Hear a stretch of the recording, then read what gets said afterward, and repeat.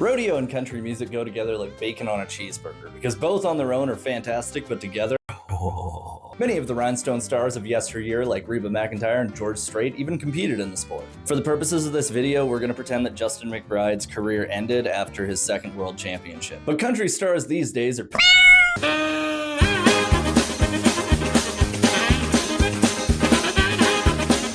Look, lots of people wanted me to make fun of Puss in Boots here, but honestly, I can't do anything that was funnier than this video. I mean, look at how hard this boy is pointing. He should be a ballerina with a point like that.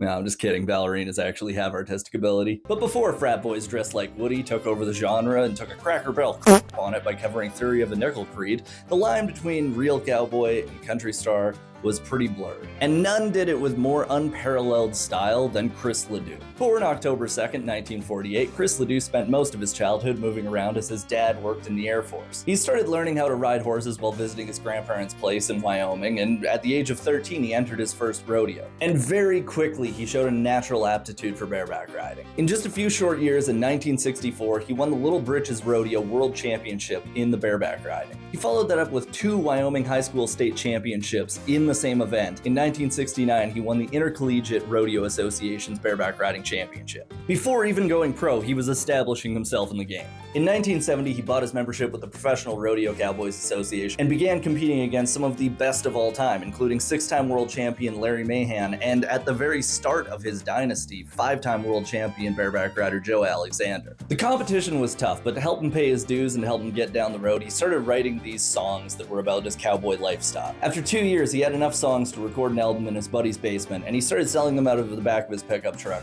at rodeos. Kind of like the Insane Clown Posse. He kept rodeoing, and in 1976, he ended up becoming the bareback riding world champion. He beat Joe Alexander, finally, first person to beat him in 5 years. This not only secured his place in rodeo history, but it lent credibility and cemented the authenticity of the songs he had been singing for years. In 1980, he retired from rodeo and decided to go into music full-time. And after a heck of a career, I mean, he qualified for the national finals 5 times, he won the world championship. What else really could he do? By 1982, he was putting on these insane concerts that had pyrotechnics, and he would ride a mechanical bull in between songs while he was on stage. And by this point, he had sold 250,000 copies of his album, with little or zero marketing behind it. Again, kind of Insane Clown Posse style. Look, I know I already mentioned them once in this video, but hey, look, another group that sounds more country than Gavin Tough Talk.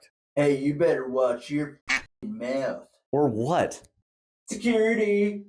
Around this time, he got multiple offers from major labels, but he decided to remain independent and release music under his American Cowboy Songs recording company that he founded in 1972 with his father. But in 1989, a twist of fate happened, and Garth Brooks name-dropped him in his hit song, Much Too Young to Feel This Damn Old. And that one mention blew him up. If Google was around in 1989, he would have been one of the most searched names. Like, kids would have been making TikTok dances to his songs. A bareback rider's what I wanna be.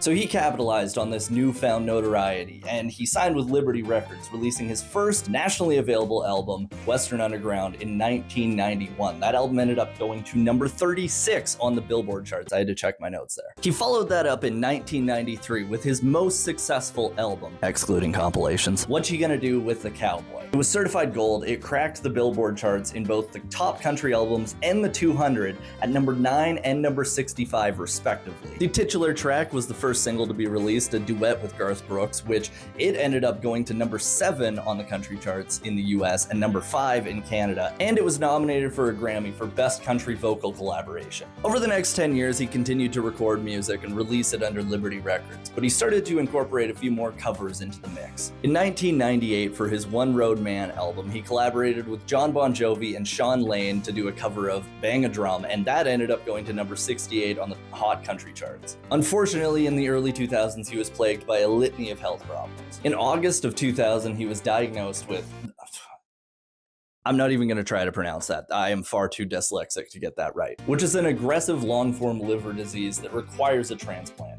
Garth Brooks was actually willing to donate a part of his liver for Chris Ledoux until they found out that they were not compatible. Then in November of 2004, he was diagnosed with cholangiocarcinoma, which is a form of bile duct cancer. And unfortunately, he passed away in May of 2005 at the age of 56 years old. Since his passing in 2005, he was inducted to the Pro Rodeo Hall of Fame, the Cheyenne Frontier Days Hall of Fame, and the National Cowboy and Western Heritage Museum's Rodeo Hall of Fame. Alright, so now if you haven't heard of Chris Ledoux, here's some tracks to get you to Ledoux it, okay? Hooked on an 8-Second Ride, Hippies in Calgary, Bareback Jack, Copenhagen, This Cowboy's Hat, What You Gonna Do with a Cowboy? There's so many. Cadillac Ranch. I mean, you listen to any of those, you'll understand why he's so important. And he may have passed when I was really young, but he's still somebody that I admire to this day. Watching old videos of him just absolutely leaning back and spurring on bareback horses made it look cool. And he's one of the only songwriters to truly capture what it means to be a rodeo cowboy in such a visceral way. Look, nothing will match the feeling of getting on a bull, but if you're never going to get on a bull, a close second place is listening to Hooked on an 8-Second Ride.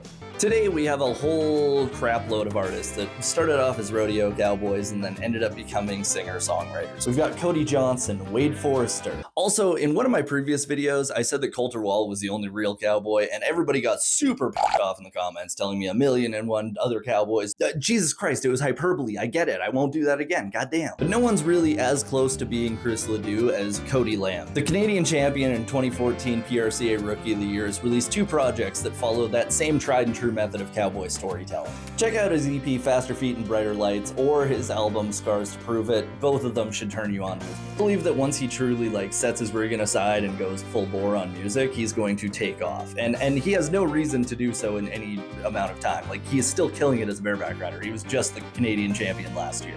But eventually. What's your favorite Chris Ledoux song? What do you want me to talk about next?